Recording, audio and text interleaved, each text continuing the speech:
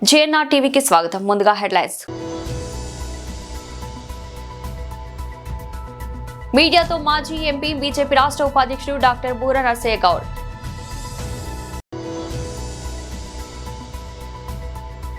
తెలంగాణ భవన్లో మాజీ మంత్రి MLA Harish Rao press meet.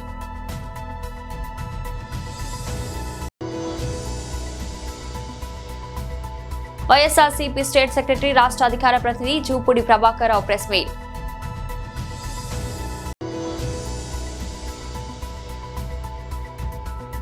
తొలి రోజే వందే భారత్ ట్రైన్లో చెత్త. మీడియాతో మాజీ ఎంపీ బీజేపీ రాష్ట్ర ఉపాధ్యక్షుడు డాక్టర్ బూర నర్సయ్య గౌడ్. ఈరోజు మీడియా సమావేశానికి విచ్చేసిన మీడియా మిత్రులందరికీ ధన్యవాదాలు. నాతో పాటు కిసాన్ మోర్చా అధ్యక్షులు బస్వ లక్ష్మీనరసయ్య గారు మరియు బీజేపీ సీనియర్ నాయకులు వేణు గారు ఉన్నారు. ఈరోజు ప్రధానంగా రామ్జీ బిల్లు మీద మాట్లాడటం జరుగుతుంది. దయచేసి మీడియా మిత్రులు దీన్ని ఆషామాషి వ్యవహారం కాకుండా దీన్ని ప్రజల్లో మోడీ గారు ఈ యొక్క మన్రేగా బిల్లుని రామ్జీ బిల్లుగా మార్చడంలో ఉన్న ఉద్దేశం, దానివల్ల గ్రామాలకు, సర్పంచులకు, వార్డు మెంబర్లకు జరిగే లబ్ధి గురించి వివరిస్తాను. మీ ద్వారా తెలంగాణ రాష్ట్రంలో ఉన్నటువంటి 12,700 గ్రామాలకు ఈ అంశం చేరాలని మనస్ఫూర్తిగా కోరుకుంటున్నాం. ఈ మధ్య కాంగ్రెస్ వాళ్ళు ప్రతిదానికి మోడీ గారు చేసే ప్రతి సంస్కరణను వ్యతిరేకించడమే వాళ్ళ పాలసీగా పెట్టుకున్నారు. ఎందుకంటే కాంగ్రెస్ C=, కరప్షన్. ఏ పథకంలో కూడా కరప్షన్ ఉండాలని వాళ్ళు కోరుకుంటున్నారు. అందుకొరకు మోడీ గారు చేసే సంస్కరణలు ఈరోజు భారతదేశాన్ని అగ్రగామిక దేశంగా తీసుకెళ్తుంది. ఈరోజు మీరు మన్రేగా గురించి ఒకసారి మొదట 2-3 అంశాలు చెప్తాను. మన్రేగా మొదలుపెట్టి 20 సంవత్సరాలు అంటే 2 దశాబ్దాలు అయింది. 2005లో మొదలుపెట్టారు. 2005లో కాంగ్రెస్ ప్రభుత్వం ఉండే. కటిక దరిద్రం భారతదేశంలో. ఆకలితో ప్రజలు అలమటించేది. ఆకలి చావులు, రైతుల చావులు, యావత్ భారతదేశం అందమో రామచంద్రాన్ని అడిగిన రోజులవి. అప్పుడు మొదలుపెట్టింది. కానీ మీరు ఒక్కసారి ఆలోచించండి, ఇప్పటి వరకు ఈ యొక్క మన్రేగా మీద పెట్టినటువంటి టోటల్ ఖర్చు 11,53,000 కోట్లు. యావత్ అక్షరాల 11,53,000 కోట్లు. ప్రపంచంలో అతిపెద్ద సంక్షేమ పథకం. ఈ 11,53,000 కోట్లు ప్రజల సొమ్ము ఖర్చు పెట్టాం కదా. ఈ 11,53,000 కోట్లలో యూపీఏ టైంలో ఖర్చు పెట్టింది 2,13,000 కోట్లు మాత్రమే. తెలంగాణ భవన్లో మాజీ మంత్రి MLA Harish Rao press meet. Revanth Reddy గారు నిన్న మాట్లాడిన వ్యాఖ్యలు చాలా తీవ్రంగా మేము ఖండిస్తూ ఉన్నాం. బీఆర్ఎస్ జెండా గద్దెలు కూల్చాలని మాట్లాడుతుండు. బిడ్డను బీఆర్ఎస్ జెండా గద్దెల దోలికొస్తే నీ గద్దె కూల్త జాగ్రత్త అని చెప్పి హెచ్చరిస్తూ ఉన్నాం. దుమ్ము అయిపోతావు బిడ్డ నువ్వు. అయినా బీఆర్ఎస్ పార్టీ నువ్వు కూలిస్తే బీఆర్ఎస్ పార్టీ ఏదో జెండా గద్దెల్లో లేదు, ప్రజల గుండెల్లో ఉన్నది బీఆర్ఎస్ పార్టీ. బీఆర్ఎస్ పార్టీ జెండా గద్దెల్లో నువ్వు కూలిస్తే పోయే పార్టీ కాదు. తెలంగాణ ప్రజల గుండెల్లో పుట్టిన పార్టీ బీఆర్ఎస్ పార్టీ, ప్రజల హృదయాల్లో ఉన్నటువంటి పార్టీ బీఆర్ఎస్ పార్టీ. ఈ హౌలా మాటలు బంద్ చేయి, పిచ్చి పిచ్చి మాటలు బంద్ చేయి. 6 గ్యారంటీల మీద దృష్టి పెట్టు. నిన్న క్యాబినెట్ మీటింగ్ జరిగింది. రాష్ట్రంలో రైతులు ఆశగా ఎదురు చూసినారు. సంక్రాంతికే నువ్వు రైతు బంధు ఇస్తామని ఎదురు చూశారు యాసంగి పంటకు. సరే సంక్రాంతికి ఇయ్యలేదు, నిన్న క్యాబినెట్ మీటింగ్లోనైనా రైతు బంధు ఇస్తావేమోనని ఎదురు చూసిన రైతులకు నిరాశ మిగిలింది. అరేగా ఎరువుల కొరత ఉంది, దాని మీద ఏమైనా క్యాబినెట్ మాట్లాడుతుందేమో అనుకున్నాం. రైతు బంధు గురించి ఒక ప్రకటన వస్తుందని ఎంతో ఆశగా ఎదురు చూశారు రైతులు. కానీ మేడారంలో జరిగిన కేబినెట్ మీటింగ్లో రైతు బంధు ఊసే లేదు, ఎరువుల కొరత గురించి చర్చే లేదు, పిల్లల ఫీజు రియంబర్స్మెంట్ గురించి ఇలా 20 లక్షల మంది పిల్లల జీవితాలతో ఆడుకుంటున్నాడు. నేను కేబినెట్ మీటింగ్లో గా పిల్లల ఫీజు రియంబర్స్మెంట్ గురించి ఒక చర్చ తీసుకుంటారేమో, నిర్ణయం తీసుకుంటారేమో అని ఎదురు చూసిన 20 లక్షల ఎస్సీ ఎస్టీ బీసీ పిల్లలకు నిరాశ మిగిల్చినావు కదా నువ్వు. అయినా ఎన్టీఆర్ గురించి నువ్వు మాట్లాడుతున్నావు. అసలు ఎన్టీఆర్ గారు ఆ పార్టీ ఎప్పుడు పుట్టిందండి? రాహుల్ గాంధీ మన ముఖ్యమంత్రి రాజీవ్ గాంధీ గారు మన ముఖ్యమంత్రి అంజయ్య గారిని అవమానిస్తే కదా తెలుగువారి ఆత్మగౌరవ నినాదంతో పుట్టింది ఆనాడు తెలుగుదేశం పార్టీ. ఇదే కాంగ్రెస్ పార్టీ ప్రధానమంత్రి రాజీవ్ గాంధీ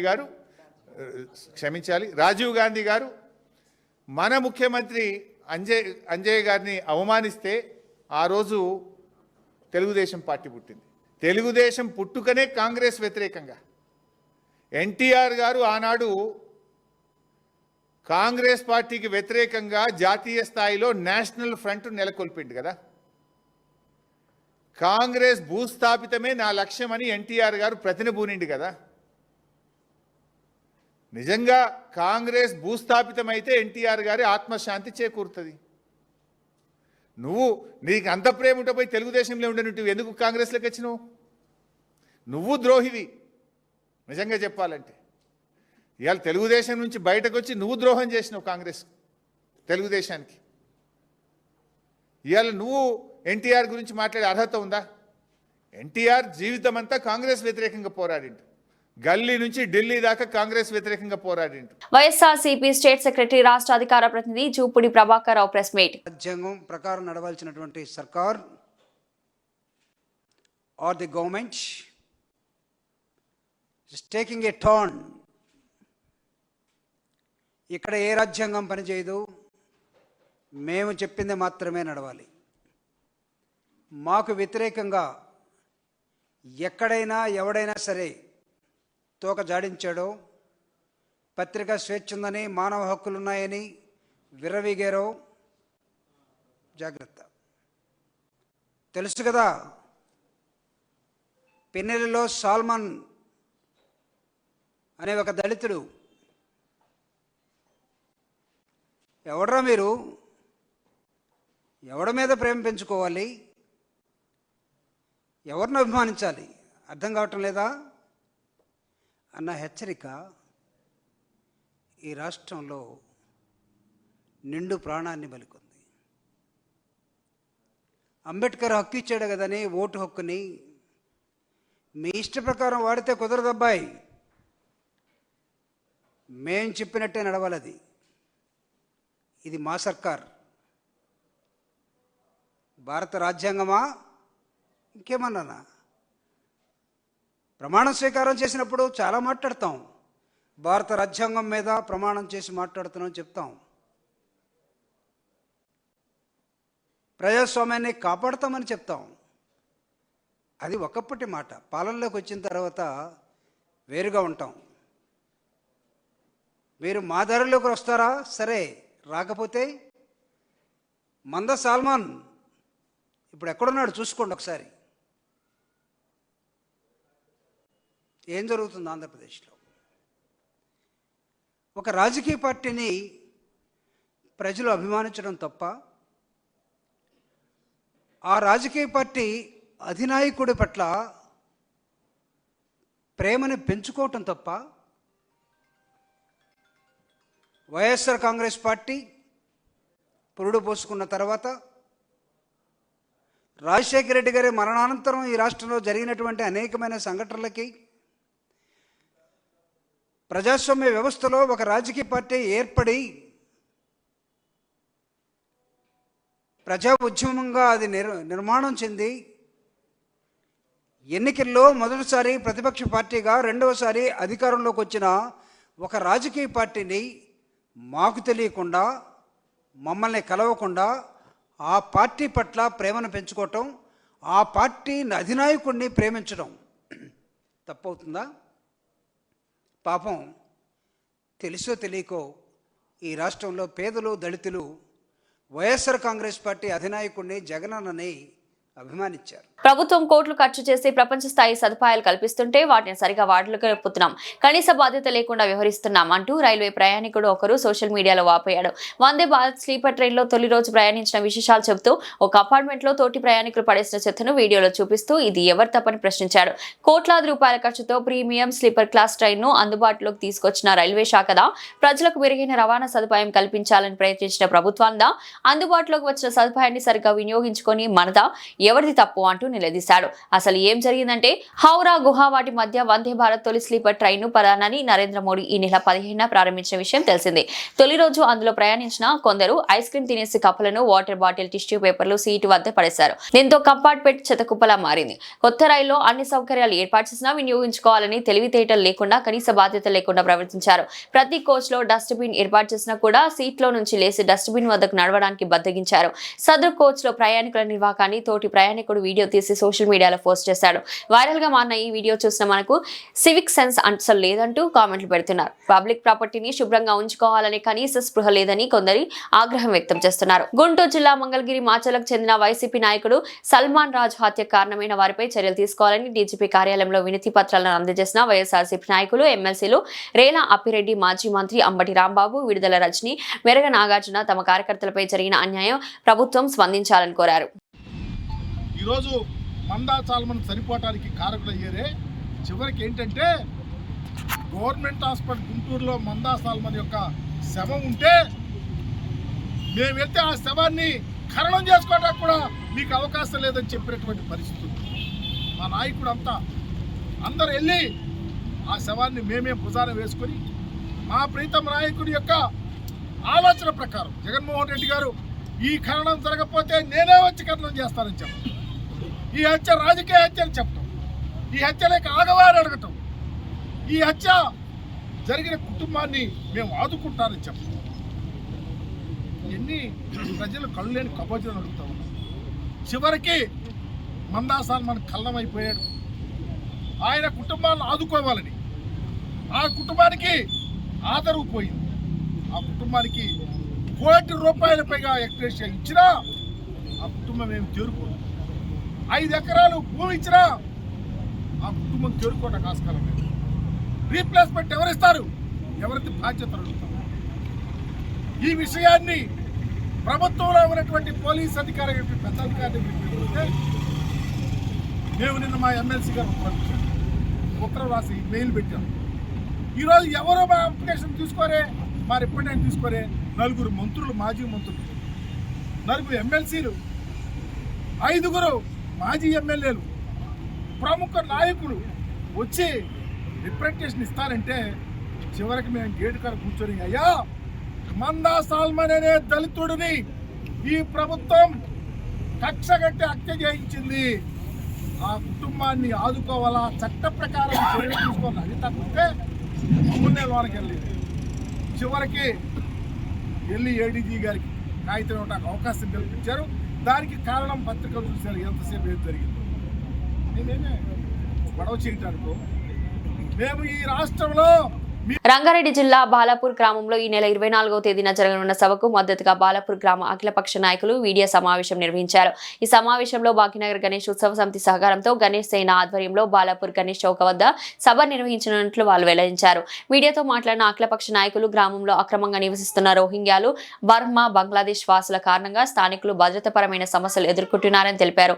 నిత్య జీవితంలో ఇబ్బందులు పెరుగుతున్నాయని, ఈ సమస్యపై ప్రభుత్వాల దృష్టిని ఆకర్షించేందుకు ఈ సభ నిర్వహిస్తున్నట్లు స్పష్టం చేశారు. 24న జరిగే ఈ సభలో పలు హిందూ సంఘాలు, వివిధ రాజకీయ పార్టీల నాయకులు, ప్రముఖులు పాల్గొననున్నారని, హైదరాబాద్ లో అక్రమంగా నివసిస్తున్న వారి వివరాలపై సమగ్ర విచారణ జరిపి నమోదు కాని వారిని గుర్తించి చట్టపరమైన చర్యలు తీసుకోవాలని తెలంగాణ రాష్ట్ర ప్రభుత్వ, కేంద్ర ప్రభుత్వాలను అఖిలపక్ష డిమాండ్ చేశారు. జాగో భాగ్యనగర్, చలో బాలాపూర్ నినాదంతో ఈ సభను రాష్ట్ర, జాతీయ స్థాయిలో హైలైట్ చేయాలని నిర్ణయించినట్టు తెలిపారు. ఈ అంశాన్ని పార్లమెంట్ లో చర్చించాలని అన్ని రాజకీయ పార్టీలను కోరుతూ మీడియా సహకారం అందించాలని అఖిలపక్ష నాయకులు విజ్ఞప్తి చేశారు. 5 సంవత్సరాల కింద ఇలానే రోహింగ్యాలను ఏరేసామని నేను ప్రెస్ ద్వారా చాలాసార్లు విన్నాను. అది 5 సంవత్సరాలు అట్లే వెంకకి వెళ్ళిపోయింది. ఇప్పుడు కూడా అలా కాకుండా భాగ్యనగర్ సొసైటీ సమితి ఉత్సవ సమితి వాళ్ళను కంటిన్యూగా సాగిస్తూ ఒక కమిటీ ఏర్పాటు చేసుకొని నిజంగా వీళ్ళందరినీ వేరేయాలంటే ఏదో మనం అడుగేస్తున్నాం. మన అడుగుతో పాటు కేంద్ర ప్రభుత్వం, రాష్ట్ర ప్రభుత్వాలు కూడా దీన్ని చొరవ తీసుకోవాలి. ఎందుకంటే ఇక్కడ ఉన్న మన పార్లమెంటు ఎంపీ కొండ విశ్వేశ్వరరెడ్డి దృష్టి కూడా తీసుకెళ్ళి, ఎందుకంటే పార్లమెంట్లో చట్టం తెస్తేనే ఆ చట్టానికి ఎవరి చుట్టం కాదు, చట్టం ద్వారానే మనం పని చేసుకోగలుగుతాం. చట్టాన్ని తేవాలంటే ఒక పార్లమెంట్ అంటే మనకు రాష్ట్ర ప్రభుత్వంతో మనం కూడా కలిసి కేంద్ర ప్రభుత్వానికి విన్నవించుకుంటేనే కేంద్ర ప్రభుత్వం ఒక చట్టం తేగలుగుతుంది. ఆ చట్టానికి అధికారులు ఏరేయడానికి అవకాశాలు ఉంటాయి. ఎందుకంటే వీళ్ళకు సెంట్రల్ గవర్నమెంట్ ఇంటెలిజెన్స్ ఉంటుంది, స్టేట్ గవర్నమెంట్కి ఇంటెలిజెన్స్ ఉంటుంది. వీళ్ళందరూ ఎక్కడెక్కడ ఉన్నారో అంత రికార్డుతో పాటు ఉన్నది. కానీ చట్టాలు లేకపోవడం వల్లనే వాళ్ళని ఏరేయకపోయింది. ఎందుకంటే మన తెలంగాణలో అధికారులు అంటే 100% పనిచేస్తారు. ఎందుకంటే మనం చూస్తుంటాం, ఎక్కడో ఏం జరిగిన క్షణాలలో పట్టుకోవడానికి మన దాని సీసీ కెమెరాలు ఉన్నాయి, అన్ని ఫెసిలిటీ ఉన్నాయి, మన గవర్నమెంట్లు కూడా అట్లా పనిచేస్తున్నాయి. ఇవన్నిటిని కూడా మనం తీసుకెళ్లాలంటే సంబంధించిన స్థానిక ఎమ్మెల్యే గారిని, సంబంధించిన ఎంపీ గారిని, ఇక్కడ సబితేంద్ర రెడ్డి గారిని, విశ్వేశ్వరరెడ్డి గారిని, మన ఇన్ఛార్జి శ్రీధర్ బాబు అన్న గారిని, ఇక్కడ మనకు ముఖ్యమంత్రి గారిని కూడా అవకాశం తీసుకొని కలిసి ఈ సభ ఏర్పాటు అయిపోయిన తర్వాత అందరం కలిసి ఒక కమిటీ వేసుకొని ముఖ్యమంత్రి గారికి కూడా మనం విన్నపించుకుంటే, ఎందుకంటే మనం ఎంత కొట్లాడినా చట్టాలు ఉంటేనే పని చేయగలుగుతాం. చట్టానికి ఎవరు చుట్టం కాదు. కాబట్టి మనం 24వ తారీఖు నాడు బాలాపూర్ ప్రజలందరం కూడా, ఇంతకుముందు అందరు పెద్దలు చెప్పారు, ఎందుకంటే బాలాపూర్ అంటేనే ఒక హిందుత్వం. భాగ్యనగర గణేష్ సేన ఆధ్వర్యంలో ప్రతి హిందువు తన జెండా, ఎజెండా అన్ని కూడా ఇంటి లోపల పెట్టి బాలాపూరు గ్రామంలో 10,000 మంది యువతతో ఒక మహా హిందూ ధర్మ రక్షణ సభ బాలాపూర్ హనుమాన్ దేవాలయం సమీపంలో జరగబోతా ఉంది. ఈ యొక్క భారీ సభకు బాలాపూర్ గ్రామంలో ఉన్నటువంటి ప్రతి రాజకీయ పార్టీ నాయకులు, Congress party, BRS party, Bharatiya Janata party, కుల సంఘాలు, బీఎస్పీ పార్టీ, అందరూ కూడా హిందుత్వ పార్టీలు, హిందుత్వ సంఘాలు అందరూ కూడా ఏకవాక్యంతో మనందరం దీన్ని స్వాగతించాలి, మనందరం కూడా దీన్ని జయప్రదం చేయాల్సిన అవసరం ఉంది. ఇది భావి తరాలకు బాలాపూర్ ఒక దిక్సూచిగా నిలబడబోతోంది భాగ్యనగరానికి అని చెప్పి పెద్దలందరి తీర్మానంతో ఈ సభ నిర్ణయం చేసి police commissioner of Hyderabad permission కోసం గణేష్ సేన భాగ్యనగర గణేశోత్సవ సమితి దరఖాస్తు పెట్టడం జరిగింది. ఆ కాపీలు స్థానిక SHO కార్యాలయాల వరకు కూడా రావడం జరిగింది. ఈ యొక్క సభ ప్రధానంగా మీ అందరికి తెలుసు, భాగ్యనగరంలో మత శక్తులు స్వైర విహారం చేస్తూ మారణ హోమాలను కొనసాగిస్తూ ఉంటే అనేక మంది, వేలాది మంది హరిజన, గిరిజన పేద ప్రజలు, బడుగు బలైన రైతన్నలు వ్యవసాయం కోసం పనులు చేసుకొని మిరాల మండిలో, మాదన్నపేట కానీ ఇతర మార్కెట్లకు వెళ్ళి వస్తుంటే అసలు తిరిగి వస్తారా లేదా ఒక భయంకరమైన వాతావరణం 1979-80లో ప్రారంభమైంది.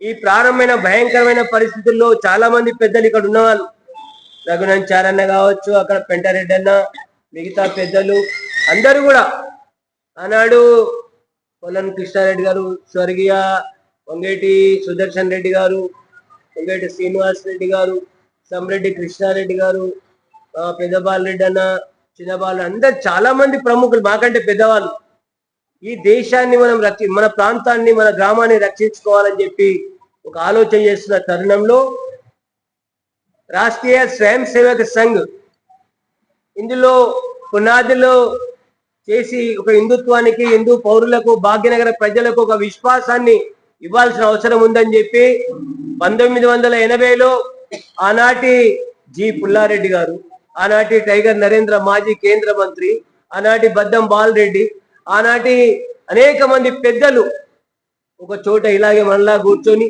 దీనికి ఏంటి ముగింపు, ఏంటి, ఎక్కడ విశ్వాసం, ఎక్కడ ధైర్యం హిందువుల్లో నించదని చెప్పి ఒక భావన తీసుకొస్తే అనేక మంది అభిప్రాయాలు స్వీకరించినటువంటి ఆనాడు ఒక భాగ్యనగర గణేష ఉత్సవ సమితిని నాన్ పొలిటికల్ గా ఒక హిందుత్వ భావంతో ఏర్పాటు చేసుకోవడం జరిగింది. మనం భాగ్యనగర గణేష్ ఉత్సవ సమితి ఏర్పాటు చేసుకొని భాగ్యనగర గణేష్ ఉత్సవ సమితి ప్రముఖులు అనేక మంది కందికెళ్ళేటు ఉప్పు కూడా ఈ ప్రాంతంలో ఉన్నటువంటి కొంత పెద్ద మనుషులు బాలాపూర్ గ్రామం వారితో బంధుత్వాలు ఫ్రెండ్షిప్ ఉన్న కారణంగా కందికెల్ గేట్ నుంచి ఆర్ఎస్ఎస్ ప్రచార గవర్నర్ పెద్దలు కొంతమంది చొరవ తీసుకొని బాలాపూర్ గ్రామాన్ని పెద్దలందరితో ఈ కులం ఆ కులం కాకుండా ఈ పార్టీ ఆ పార్టీ కాకుండా అందరిని సమీకరించి మీరు భాగ్యనగరానికి బాలాపూర్ నుండి నాందిగా భాగ్యనగర వినాయక సాగర్ వరకు గణేష సామూహిక ఊరేగింపులో మీరు ప్రారంభమైతేనే హిందూ శక్తి నిలబడుతుంది. కోట్లాది మంది హిందువులు నడి బజార్లోకి వస్తారు, హిందువులకు విశ్వాసం పెరుగుతుంది ఒక భావనతోటి ఆనాడు ఈ యొక్క తల్లి భారతికి పురిటి పోసినటువంటి గ్రామము బాలాపూర్ గ్రామం. భారత్ శ్రీలంక సంయుక్తంగా ఆధ్వర్యిస్తున్న ఐసీసీ టీ20 ప్రపంచ కప్ లో బంగ్లాదేశ్ జట్టు భాగస్వామ్యంపై నెలకొన్న సందిగ్ధతకు తెరపడే సమయం ఆసనమైంది. భారత్ లో తమ మ్యాచ్లు ఆడే విషయంపై ఈ నెల 21లోగా తుది నిర్ణయం తీసుకోవాలని బంగ్లాదేశ్ క్రికెట్ బోర్డు ఐసీసీ గడువు విధించింది. ఈ మేరకు ఈఎస్పీఎస్ క్రిక్ ఇన్ఫో తన కథనంలో పేర్కొంది. శనివారం ఢాకాలో ఐసీసీ బీసీపీ ప్రతినిధుల మధ్య జరిగిన సమావేశంలో ఈ డేట్ నైట్ ఖరారు చేసినట్లు తెలుస్తోంది. గత కొంతకాలంగా బంగ్లాదేశ్ లో మైనార్టీలపై జరుగుతున్న దాడుల నేపథ్యంలో బీసీసీఐ సూచన మేరకు Bangla pacer Mustafizur Rahman Kolkata knight riders తమ ఐపీఎల్ స్క్వాడ్ నుంచి విడుదల చేసింది. ఈ పరిణామం తర్వాత బీసీబీ తమ ఆటగాళ్ల భద్రతపై ఆందోళన వ్యక్తం చేస్తుంది. ప్రపంచ కప్ లో పాల్గొంటామని, అయితే భారత్ లో కాకుండా వేరే వేదికపై తమ మ్యాచ్లు నిర్వహించాలని పట్టుబడుతుంది. అయితే బీసీబీ డిమాండ్ ను ఐసీసీ తిరస్కరించింది. ముందుగా నిర్ణయించిన షెడ్యూల్ మార్చే ప్రసక్తి లేదని స్పష్టం చేసింది. షెడ్యూల్ ప్రకారం బంగ్లాదేశ్ గ్రూప్ సిలో ఇటలీ, న్యూజిలాండ్, వెస్టిండీస్, నేపాల్ తో కలిసి ఉంది. ఫిబ్రవరి 7న కోల్కతాలోని ఈడెన్ గార్డెన్స్ లో వెస్టిండీస్ తో తమ తొలి మ్యాచ్ ఆడాల్సి ఉంది. ఆ తర్వాత మరో 2 మ్యాచ్లు కోల్కతాతో, చివరి గ్రూప్ మ్యాచ్ ముంబైలోని వాంఖెడే స్టేడియంలో జరగనున్నాయి. బులెటిన్ ముగించే ముందు హెడ్లైన్స్ మరోసారి. మీడియాతో మాజీ ఎంపీ బీజేపీ రాష్ట్ర ఉపాధ్యక్షుడు డాక్టర్ బూర నర్సయ్య గౌడ్.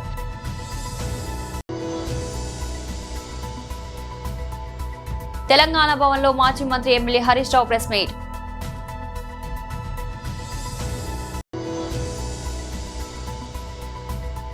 వైఎస్ఆర్సీపీ స్టేట్ సెక్రటరీ రాష్ట్ర అధికార ప్రతినిధి జూపూడి ప్రభాకర్ రావు ప్రెస్ మీట్.